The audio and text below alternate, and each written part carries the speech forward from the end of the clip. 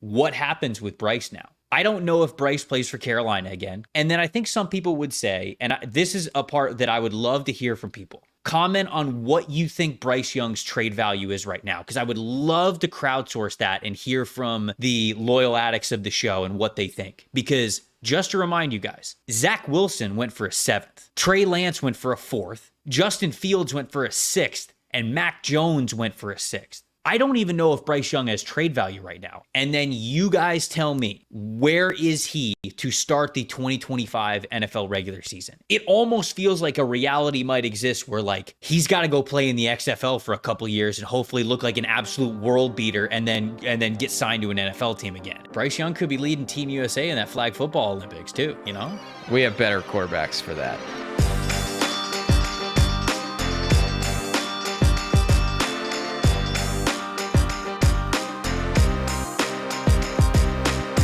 Welcome to the opening bell of the NFL Stock Exchange podcast. I'm Trevor Sikkema. That is Connor Rogers. Joining you guys for an emergency episode of the podcast. We told you that normally Mondays are going to be reserved for some draft notes, right? Catching up on college football, how the prospects did this past weekend. But when earth-shattering NFL draft-related news tends to break in the NFL, we got to respond to it. We got to talk about it selfishly because we want to talk about it. And the earth-shattering news this time, Bryce Young benched in Carolina.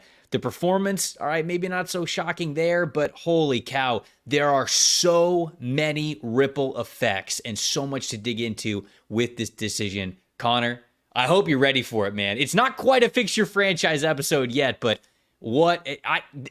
this happening this early in the season is wild, my friend. Absolutely wild. There's no way around it. It feels like the teaser to Fix Your Franchise, like when a series comes back and you see like a one scene of the main character just sitting there and that's it in 20 seconds. This is what that feels like, is the writing's on the wall that we will once again be fixing the Panthers this fall. I think it's one of those situations where a lot can be true, right? I think that, is it weird a little bit when you just in a vacuum sit there and go, didn't they hire Dave Canales behind the premise that he was going to clean up the issues Bryce was having and develop their former massive investment into a capable starting NFL quarterback? Maybe never I don't think Canales sat there and the mission was, hey, he's got to be a top 5 guy. Like, that's just not fair to anybody in football. But after 2 games, it's a little startling. Yeah. Now, I know what people are going to say. Has he been really bad? Sure. I think what was alarming in week 2 was that the offensive line looked pretty good. Right. Honestly, it looked really good in my opinion. Right. And he still does not look good.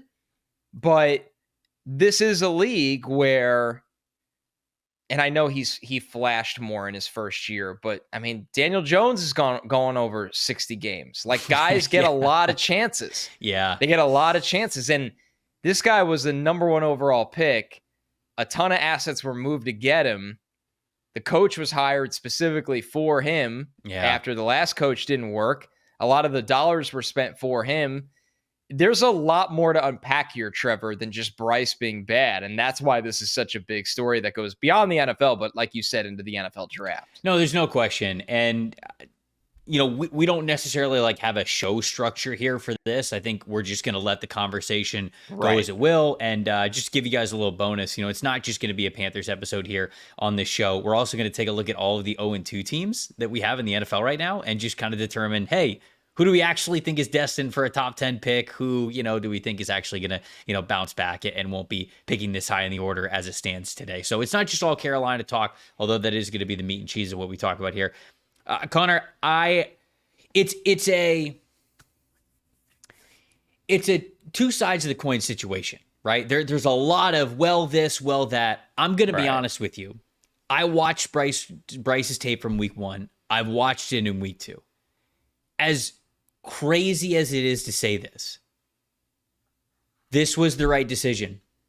And in my opinion, this was the right decision. Now, we're going to get into Tepper and the organization and everything that's gone into this, but Bryce is without question the worst quarterback in the NFL right now.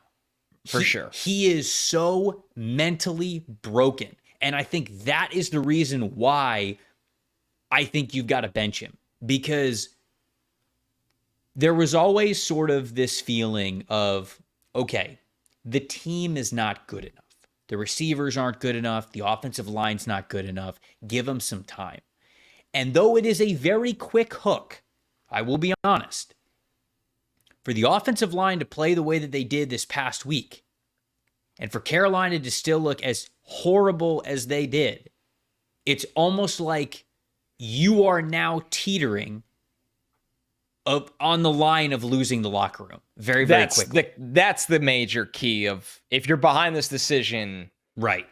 And that's fair, by the way. Because Canales, there's a lot of things that go into this with Canales specifically, but him being a first-time head coach, he cannot sit here and just straight up lie to his players. He doesn't have the pedigree. Like, he doesn't have the resume to be like, well, we got to trust this guy anyways. He's been there. He's been successful, all that kinds of stuff. So if he were to sit here and continue to trot Bryce out there and say that he is their best chance to win games, because remember, it's not just about Bryce Young. Though him being saved as the face of the franchise is important, coaches are trying to save their jobs. Players around the roster are trying to save their jobs. They're trying to continue NFL careers. And if you've got this guy at the very top as your head coach and this leader who is actively putting you in a bad position to lose football games, you're going to lose the locker room extremely quickly. So the timing of it is very accelerated. But unfortunately, it's looked so bad, in my opinion, that you had to make this move. You had to make this move. I don't. What do you think, though? Well, I think that's the selling point of the move. And that is something that it's very hard for people outside of the organization to quantify. And the reason, not to make it sound like I have a PhD in this, but I've covered a very similar situation over the years with Zach Wilson and the Jets. I mean, you might have a PhD in it at this point. I'm going to be honest with you. The conversation it felt like we had for many weeks on Jets postgame, because you have a fan base that there was many times they were yelling for Mike White. There was many times they were yelling for literally anybody else. I mean, last year they trotted Tim Boyle and Trevor Siemian out there. It's, Joe Flacco at times. The conversation we always had was that it's hard to sometimes digest if you're not there, is that these are grown men with jobs and families and a lot of different variables, and that can combust. And if you allow that to combust, which Canales was clearly trying to get out in the forefront of this. Like, there's no way around it. This is early. I watched this drag on for many more weeks with the Zach Wilson situation in various years. And right. It's crazy to me. From what I've watched of Bryce, at least Zach was very athletic. There was a few times where he'd run around and maybe make a throw. Mm-hmm. I see nothing working for Bryce right now. Mm-hmm. He's not athletic enough to do that. He is just not confident even in a clean pocket. He doesn't even look accurate. Like, where did that go? His calling card being a top quarterback. So if he is spiraled out of control where all of the talent is just not adding up to anything right now, like it feels like it's gone, and he's not physically gifted. He's not like look at Anthony Richardson. When Anthony Richardson has and that's an extreme example, but you get the point. When Anthony Richardson has a bad game that he can't hit a throw, well, sometimes he could just tuck it and run for 20 yards on any given play. Right. Or he could hit one 60-yard throw that changes. Look at Will Levis against the Jets last weekend. Will Levis keeping the Jets in the game in the first half, and he made a huge touchdown throw, bomb of a touchdown throw to Calvin Ridley. That's a big time play. Mm-hmm. So Bryce doesn't have any of these physical things to fall back on anymore. Right. So back to the Zach Wilson case. When the locker room does combust, like, that's it. You don't get that back as a coach, typically. And I would imagine this team looked at this and said, we can't win with him. Like, when guys take the field knowing that they don't have a chance to win because of who's under center, that's a death sentence. It's a death sentence, and it's dangerous in the NFL. It can get, because if players are checking out, then it's going to get coaches fired. It's going to get all kinds of different people fired. It's going to have other players that are playing for their careers start to, spiral towards it. it's just a powder keg of a situation. And Canales is looking at this probably thinking, I got one shot in the NFL to be a head coach, okay? And I know I was brought here to fix this guy. But if the reality is, mentally and physically, he is not equipped to take the field in the NFL as a starting quarterback. And to be like, well, the proof is there from the two. I'm sorry, it's awful, but the proof is there. What do you think the spread would be set if Bryce Young was starting against the Raiders? Oh, they might be 10-point underdogs against the Raiders. Yeah, and I wondered that when the Chargers game ended. I remember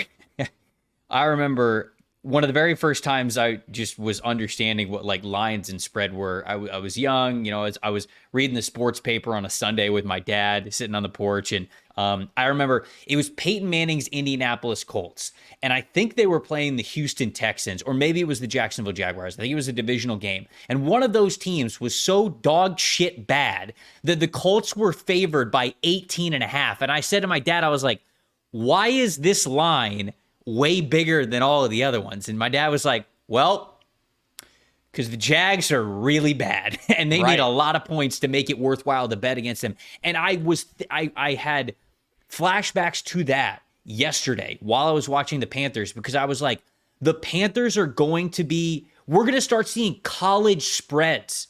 You know how 28.5. Yeah, like stuff. Now, we weren't going to get, we will never get to 28.5 like for an NFL team. Like, it's just never going to happen. But you were going to start to see 15, 16, 17, 18-point spreads for the Carolina Panthers. And at that point, the league's like looking at you like, dude, something's going. Now, this sort of brings Tepper into this conversation, right? The owner of the Carolina Panthers, who, for as much as I think that Tepper has been plenty impatient before and has kind of made emotional decisions, this one I do think is the right one. And make no mistake, Dave Canales can say whatever he wants at the podium, like, hey, it was my decision. We kind of we moved it up the ladder of decision-making, all of that. You don't bench the quarterback without David Tepper's approval. Certainly the one that you paid all of that draft capital to go get. This is a David Tepper signed, sealed, and approved decision, and I wouldn't even be surprised if David Tepper maybe initiated the conversation into making this happen.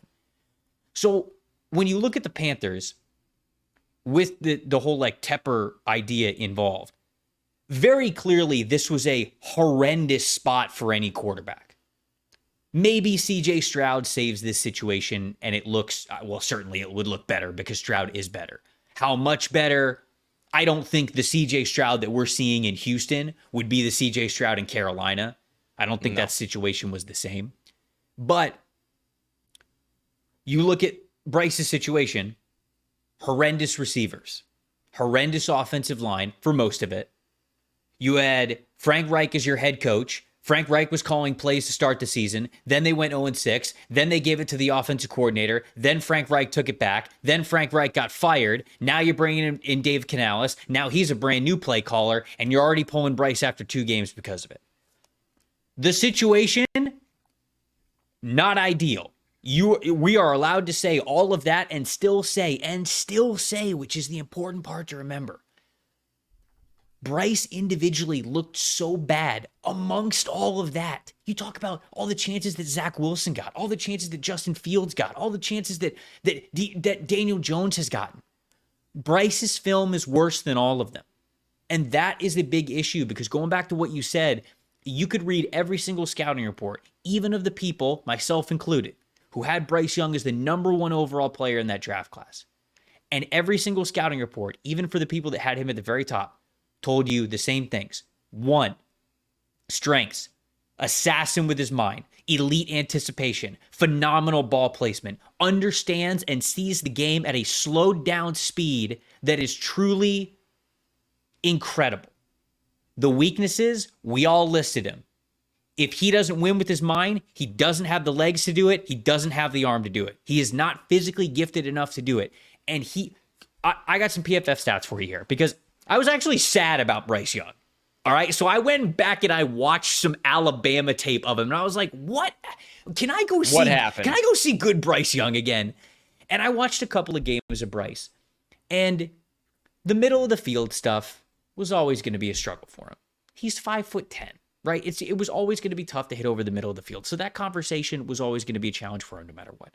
But at Alabama, he still hit down the sidelines outside the numbers incredibly well.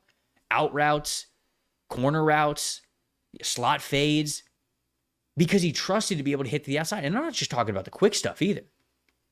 10 yards, 15 yards, 20 yards down the field. He's attacking the sidelines. He's attacking outside the numbers. Connor, he's so bad in that area. He's 19th in the NFL right now in total attempts outside the numbers beyond 5 yards.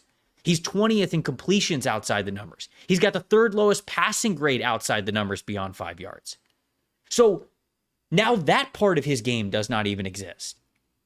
And unfortunately, you're left kind of grasping at straws of what does he have to hang his hat on?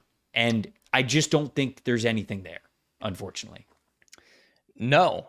And this opens the conversation, right, of evaluating quarterbacks. Is it possible to have a guy as a top quarterback in a class when he's exactly what you just said in this era? A guy that wins with his mind and doesn't necessarily have physical gifts to fall back on when things get tough. And I think of a lot of the young quarterbacks in this league that have developed it.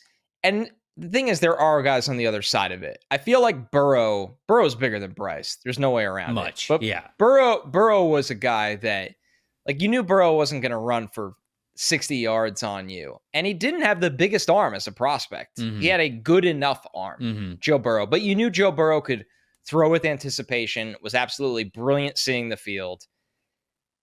It just makes you wonder how we're going to gravitate towards prospects like this that are undersized and do have to win with mental warfare. Will they be knocked down consistently going forward? And it's funny to me because I remember when Baker Mayfield's year, there was a big combo around Baker because he was considered a smaller quarterback. I think he's barely above 6 feet. Yeah. Right. He's a smaller quarterback. And honestly, a guy that still to this day, he's had a great start to the season, and Baker's only getting better. Hell yeah, awesome. brother. It's awesome to watch.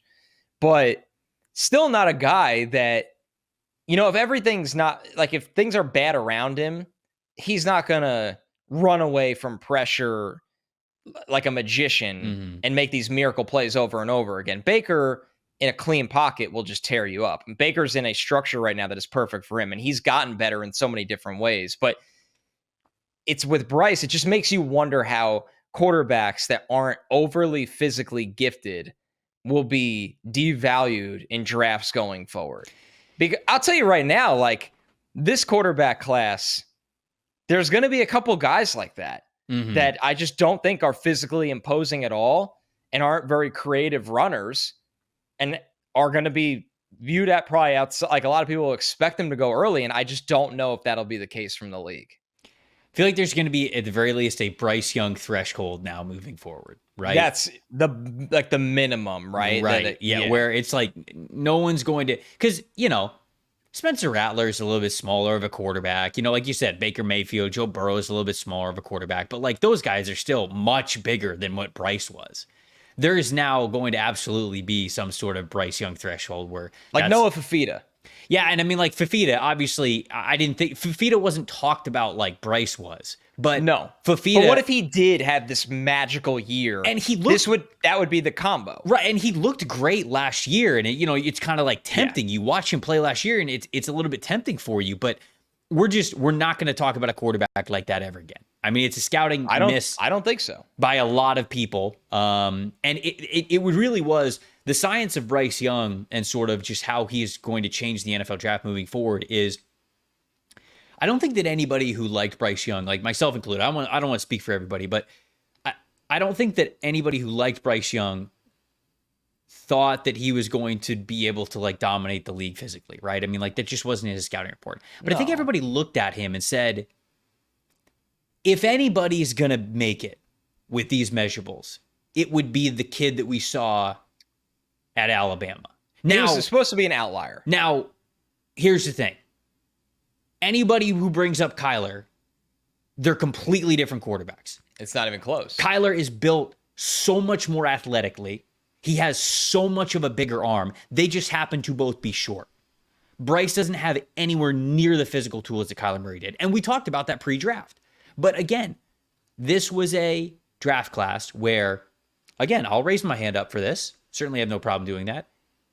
I said to myself, if anybody is going to be able to make it as a short quarterback, it's going to be Bryce Young. And if he doesn't, then you got to stop betting on these guys. It's just not going to happen. It's not in the cards. And right now, it very, very clearly is telling us that it's not going to happen. And that's not something that you could do in scouting 100%. I wonder what's next for him, because Andy Dalton is going to play better than he is going to, because I said this on the PFF NFL show. If we're now being completely honest, at no point in his time in Carolina has Bryce Young been the best quarterback on the team, because Andy Dalton's been there the whole time.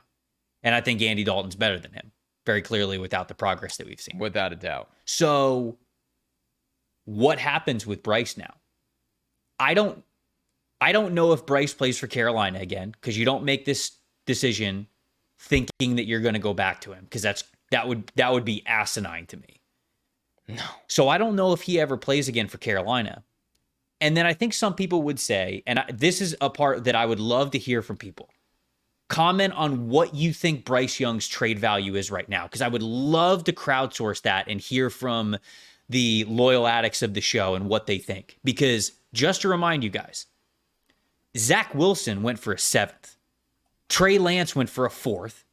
Justin Fields went for a 6th. And Mac Jones went for a 6th.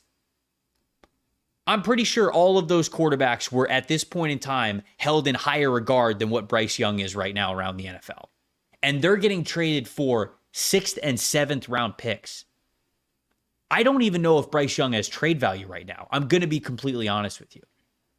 I have no idea where he plays next year, because it's not going to be in Carolina.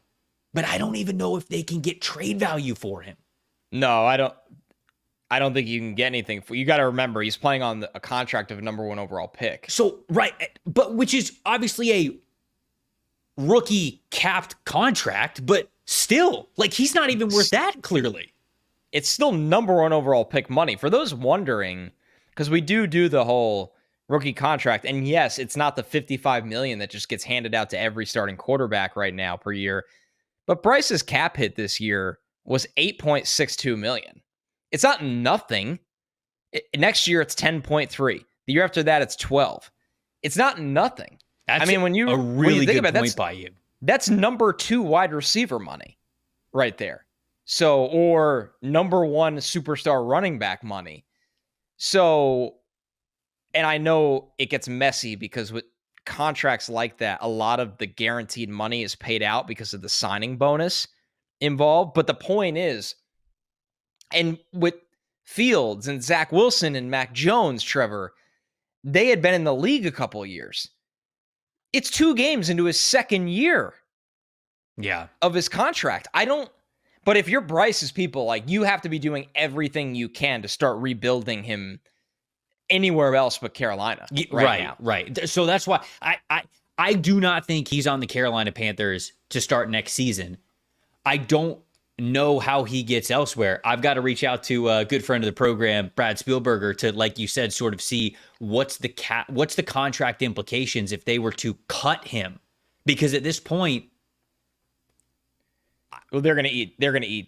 Right. They're going to eat a lot of dead money. Whether they cut or trade him, the Panthers are on the hook because of the signing bonus. But that's kind of what I'm saying is like, is he going to get cut at this point as opposed to even getting traded for anything?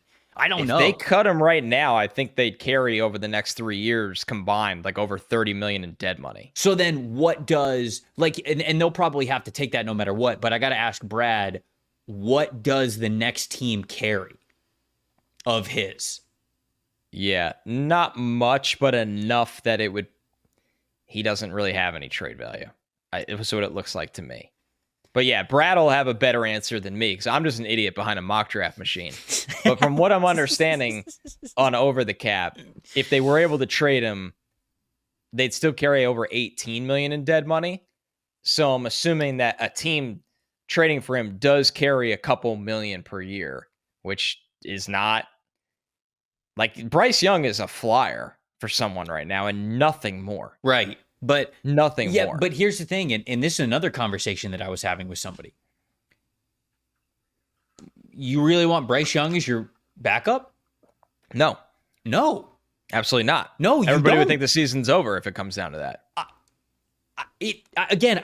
This sounds like extremely harsh, but I do not know what his path to staying in the NFL is at this point for how bad it has gotten. It almost feels like a reality might exist where like he's got to go play in the XFL for a couple years and hopefully look like an absolute world beater and then get signed to an NFL team again and be able to say, see, I told you it was Carolina. It wasn't me, which sounds insane for me to say. I'm trying not to be hyperbolic about the situation, but you know what the craziest one is? And it's not going to happen. But the craziest one, because of where things stand right now, is the Miami Dolphins. Sure. But they like Skylar Thompson. He's been there. They've been developing him as a backup. They added Tyler Huntley, who is a very capable backup. They just cut Mike White this summer. Mike White is 10 times the NFL quarterback that Bryce Young is right now. That's the one that I think is the best for Bryce. I don't think Miami would have any interest in that. I think Miami could have interest because of Tua's health, right? Sure. You don't know what the long term, like, I don't think they're bringing in Bryce Young to like compete with Tua or anything. But if No. This is me saying that Tua is out for the year, which we don't know. Right. Let me be fair. I'm saying the only way that happens is if they know that, and we don't know, like, hey, Tua's not playing football this year. He's not retiring. But would Miami even do that to even upset the balance of the guy they just gave a massive contract to? I think they're only doing that if Tua's going to retire. Exactly. Yes. There's a very slim chance of all of this. I'm like Trevor. I'm digging under the couch looking for coins right now, trying to answer your question. That's what I'm doing. That's the best I came up with. I'm going through every roster right now and thinking who has just abysmal backup quarterback situations. All right. So I'm going to challenge the addicts here. First of all, I want to say that the amount of comments that you guys flooded on our show with cornhole versus bags, I love you all. That was so hilarious to read just for almost an hour, all of these comments. And I think we got over 500 comments. Y'all mobilized and are just, I mean, this is like the most fun I have every week doing this show, getting to talk with you guys, getting to read the comments. It's just, I'm having a blast. So this time I'm genuinely curious here. This is not like trying to break the comments record, although we could. What do you think that Bryce Young's trade value is right now?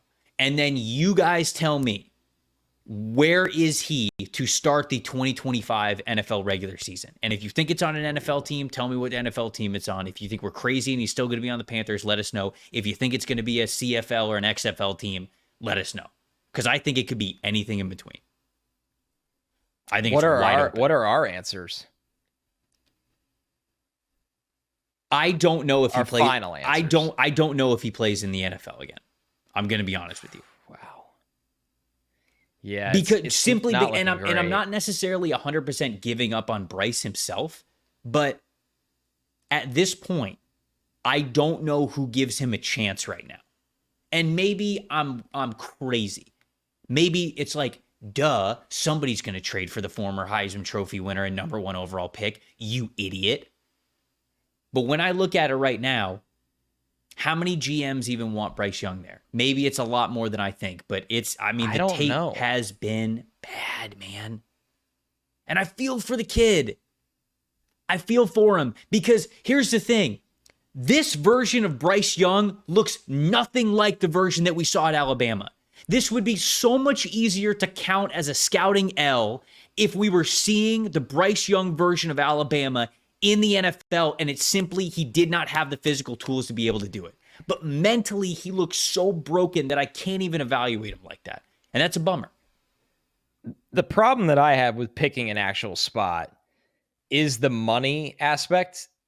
Because I thought of, remember a couple of years ago, the Rams at the end of the year just brought in a Baker Mayfield to get a look at him. And he obviously played. But I don't even know if a team can't just bring Bryce to get a look at him because there's going to be some money in play here. So it's going to take a couple injuries to one team, and it's going to take that team being okay with the money aspect that we will get full clarity on from Brad. So there's multiple layers that still have to happen here, and why it can't happen this week, because it's got to be a team that just wants to get a look at him, but is okay with the money aspect. And I also wonder how quickly the Panthers want to move on from him, right? Like, did they make this decision and now is Tepper and the GM like, hey, let's get a move on this. Like, we obviously whiffed here. Let's get him off the team before the deadline, because we don't want this back and forth. I don't even know how desperate they are at this point. But ultimately, I think to kind of like wrap up the Bryce conversation before we get into some other teams, this dude won with anticipation. He won with confidence. He won with great ball placement when he was at Alabama. None of those things are present in his NFL tape. And instead, all of his weaknesses got so much worse. He is so afraid to step up in the pocket. He's afraid to give wide receivers a chance. He won't even attack down the sidelines anymore. He is personally taking a lot of sacks, a lot more than you should at the NFL level. And he just looks mentally broken. He's not looking in the right spots. He's not looking at the right receivers. He's afraid to take chances that you need to at this pro level. And he needs a fresh start somewhere, somehow. And unfortunately, it felt like this was inevitable after those first two games. But that's sort of where we are and how we kind of continue to take the scouting lessons of Bryce Young, apply them to sort of the 2025 NFL draft. And Connor, I'm not going to lie, I had this thought before we recorded. I feel like Tepper is going to call somebody at the NFL level and be like, how do I use the number 1 overall pick next year to buy the rights to someone who's not in the draft class yet? Because we're sitting here watching 2027 and 2026 quarterbacks look like world beaters. And I bet you Tepper has just got the gall and the stones to ask somebody, hey, how do I trade my number 1 overall pick in 2025 for the rights to Arch Manning? Right. Good luck to him. Carolina's down so bad right now. He's going to try to change the age requirements to get Arch Manning in the draft class. I mean, that's literally what they need, is that kind of star presence under quarterback to turn that thing around. It's not pretty. And one last answer on the question, just looking at the fact that Jack Plummer is their practice squad quarterback, like Bryce just might ride out the year as the backup. Maybe. Honestly, he might just ride out the year. He might. It's like at the end of the day, was Bryce just Vernon Adams this whole time? Vernon Adams at least played confidently, man. Vernon Adams carved out a very long CFL career. Oh, no. Yeah, we could be there. He's been in the CFL for almost 10 years. Bryce Young could be leading Team USA in that flag football Olympics too, you know? We have better quarterbacks for that. Look, man, I'm trying to help. The answer is not the Olympic team. Panthers fans, we love you. And if we silver in flag football, dude, don't do this. Disgrace. Don't do this. Don't do that. Panthers fans, to quote Loki from Infinity War, the sun will shine on you again at some point. And we're going to be here for you until it does. All right, before we get to these other teams, whether it's TDs, tutties, touchdowns, taking it to the house, whatever you want to call it, one thing is for sure, and that's that touchdowns matter at DraftKings Sportsbook, an official sports betting partner of the NFL.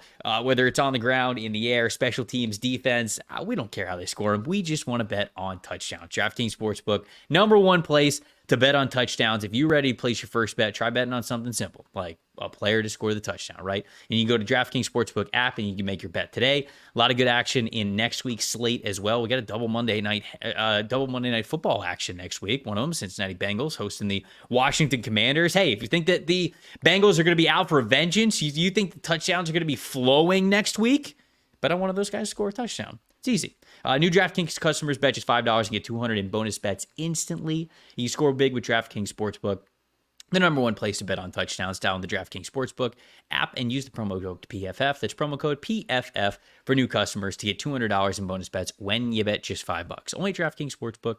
The crown is yours. If you got a gambling problem, call 1-800-GAMBLER. In New York, it's 877-8-HOPE-NY, or you could just text HOPE-NY. In Connecticut, help is available for problems with gambling. Call 888-789-7777 or visit ccpg.org. Please play responsibly on behalf of Boot Hill Casino and Resort in Kansas. 21 plus age and eligibility varies by jurisdiction. Void in Ontario. Bonus bets expire 168 hours after issuance. For additional terms and responsible gambling resources, visit dkng.co/FTBALL. So we still want to devote a full episode to our scouting notes that we had from this past weekend in college football. So we're going to say that to Wednesday. So to just kind of give you guys a little bit of a treat and make this not as Carolina Panthers centric, get some other interest from around the league. There are currently 9 teams 0-2 in the NFL. Depending on what happens tonight in Monday Night Football between the Falcons and the Eagles, maybe there could be 10 if Atlanta loses and Philly wins. But Connor, of those teams, the Cincinnati Bengals, the Indianapolis Colts, the Tennessee Titans, the Jacksonville Jaguars, the New York Giants, the Carolina Panthers, the Baltimore Ravens, the Denver Broncos, the Los Angeles Rams. Who do we think is actually sort of trending towards that top 10, and who do we think, all right, they're going to be outside of the top 10 when the season's over? They'll actually get it figured out. Obviously, Carolina's right. One of them. We just spent 30 minutes on that one. Right. It's the Giants. I mean, looks bad. We just had we had an early toilet bowl between them and the Commanders. Holy smokes. And with the Commanders, at least, this year is all about seeing Jaden Daniels because that's their future. He was the number 2 overall pick, and he can turn things around. I think Brian Robinson has looked really good this year. There's promising steps towards it. And the defense has to be rebuilt by Dan Quinn because Ron Rivera and company made so many bad picks that they're just working with what they have. Right. So, at least the Commanders, if they lost that game, I'd still feel this way. Where I'm like, the Commanders, it's going to take a while, but they won the game. The Giants, and I can't believe we got here with them, but it's going to be really interesting with Brian Daboll and Joe Schoen after this year. And I'm still a believer, but I can't confidently say that ownership will be at the end of the year. Yeah. I mean, you got Bill Belichick out there, which would be such an old school Giants move. We know Bill wants to coach again. That much is obvious. He'd love to go. I don't know. He's doing a lot of podcasts. He might be a podcaster now. He's doing a lot of shows. Shout out our friends over at Underdog. I mean, I'll say this about Belichick. He's not afraid to criticize in football media, which is a lost art. Don't you feel like 99% of the time you watch or listen to some kind of football analysis, it is rarely ever criticism, but more praise? He'll come out and just be like, I didn't think this guy was very good. And it's like, it's kind of something we haven't had on TV in a long time. We need it. We do. No, we genuinely do need it. And it's Bill Belichick, so he could say whatever he wants. Right.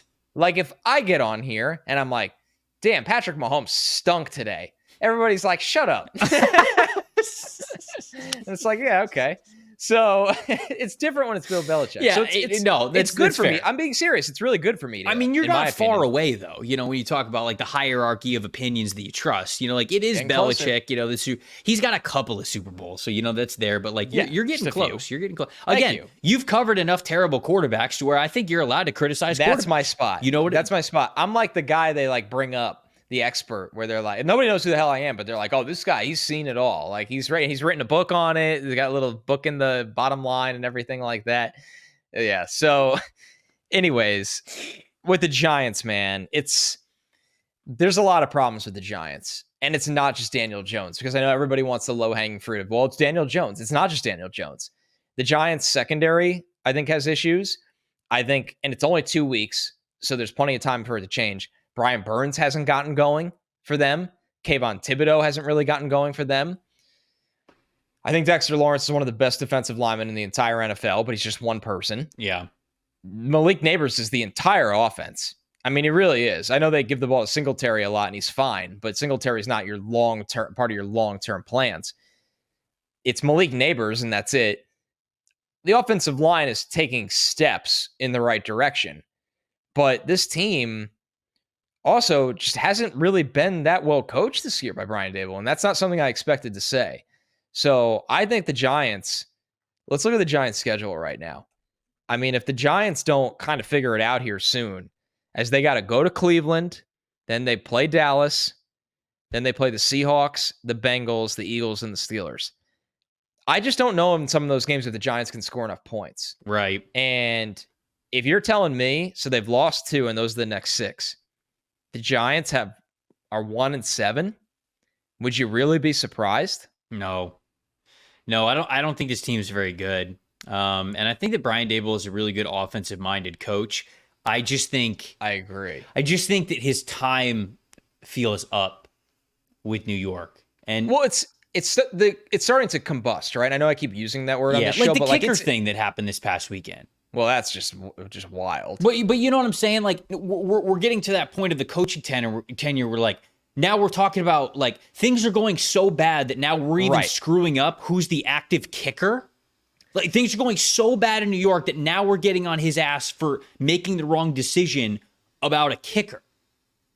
Yeah, the wheels are off the bus. I mean, you obviously know about that. And then there was the clip of him just slamming his headset after the game, which he's a very animated personality on the sideline, sometimes to a fault. I didn't even Did you see the presser?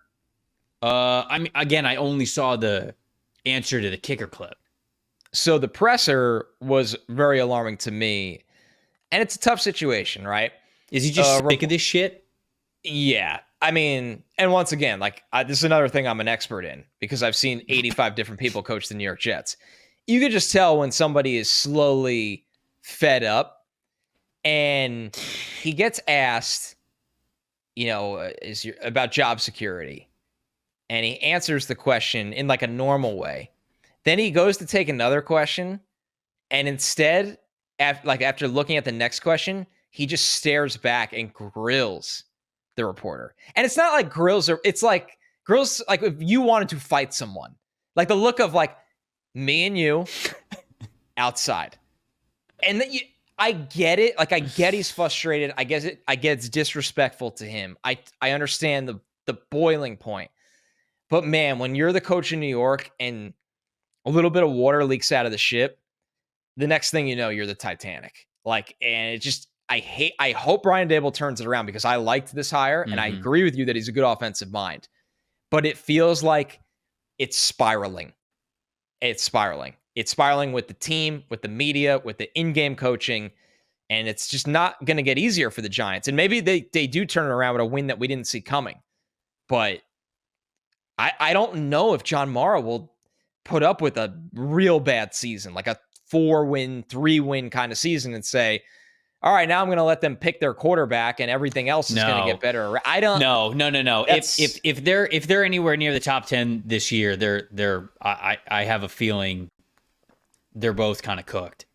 And I do feel bad because I think they were just like handed the Daniel Jones situation. And has the team building outside of the Daniel Jones situation not been perfect? Yeah, but I think perfect's a really tough bar to say like, well, the GM should have been perfect outside of the Daniel Jones pick. And like, that's tough. I think it was just a tough situation for them to take over, but it feels like everyone needs to move on. It really does. Yeah, it might be best for everyone. Yeah. We'll see. And, it's this reminder to everybody, like these conversations, it's 2 weeks into the season. Right, of course. But if you're asking me after Carolina, my answer to you was the Giants. I agree. Right now. I think so you align with me on that. You think they're the number 2 most likely team to be picking in the top 5. I do. Who's the third for you? It's tricky because I'm worried about the Colts, but I love Shane Steichen. And me too. He's just too smart. Here's why I'm worried about the Colts. The Colts are already 0-2. Obviously, like they played the Texans tough, so it's like this is a good football team, but you've got a depleted secondary already. Juju Brents is out for the year. The secondary is not getting any, like the cavalry's not coming for that secondary. So that secondary is going to be a struggle for them all year long. And the part that gets me the most worried about this team is Richardson in what he has shown us thus far in his NFL career, and even going back to obviously his time at Florida too. What he does and who he is as a quarterback is not good for where the league is going. We're seeing all these stats on the timeline right now talking about how explosive plays are down and touchdowns are down and passing yards are down across the league from even some of the best quarterbacks in the NFL. What defenses are doing is they're getting more creative in how they play deep coverage. A lot of quarter half stuff, A lot of too deep safety stuff. Like, they're making you pass underneath. They are making you beat them short, long drives, take away the explosives. Because for the last half decade, the entire quarterback position has been built around freak quarterbacks just being able to bomb it deep down the field. And defenses are now fighting back. That's not Richardson's game. Richardson is not a dink and dunk quarterback. And even if you got to a point where his reads would allow him to be, like he would be better at reading the field to be able to see those targets and take those underneath throws, his accuracy scores are bad. First week, he had a 62.5 adjusted completion percentage. No. This past week, in week 2, he had a 62.5% adjusted completion percentage. The week before, it was just 50%. Connor, the league average is 75%. Right, yeah. He's so far below league average. So the only way that you then get defenses out of those deep coverage shells is you have to be really damn good at running the ball. And maybe the Colts can still do that. I'm not saying, like you said, it's week 2. But I can see a little bit of the writing on the wall for the Colts to not have as good of a year as they should because of some injuries in the secondary and what it feels like defenses are going to make Anthony Richardson do this year. I love the team. I would love to be proven wrong here. I don't want to see them in the top 10. So my counter to that is... there are parts of them that worry me. I think it's totally fair. My counter to that is their next 4, home against the Bears, home against the Steelers, at Jacksonville, at Tennessee. I think the floor for them is 2-2 in that. It better be. If it's I don't think, okay, here's the thing, though. Yes. They're not blowing the doors off of any of those teams, I don't think. No. They're probably not. So I hope they're 2-2. But even if they're 2-2 in that stretch, Connor, that gets them at 2-4. Right, and you could still be trending. I'm a little worried about them. That's fair. I'll tell you. My number 3 is the Broncos. Oh yeah. Sorry. Okay, Broncos should have been my number 3. I wanted to talk about Indianapolis, but the Broncos should have been my number 3. You're right. The Broncos just. There's frustration. Bo Nix was frustrated after the game. The offensive line is really banged up already. Dude, most expensive offensive line in the NFL, and they're one of the worst. I did not know that. Yes. Are they really? Yes, and they are one of the worst offensive lines in the game through 2 weeks. Well, McGlinchey has a real injury now, so he's gonna be down. Right, and that's not good. It's not a good situation for their offensive line.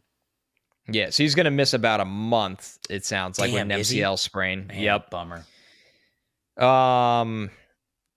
Right, and this is a team that they want to run the football under Sean Payton, and when your offensive line's banged up and underachieving, you're probably not going to be able to run the football. You know how many you know how many yards before contact they had this past week in week 2? I'll say 0.8. No, not an average. Like how many yards, how many total yards they had before contact this past week? I don't know. -6. They're in trouble. -6. They're in trouble because if you can't push the ball down the field, no one respects that.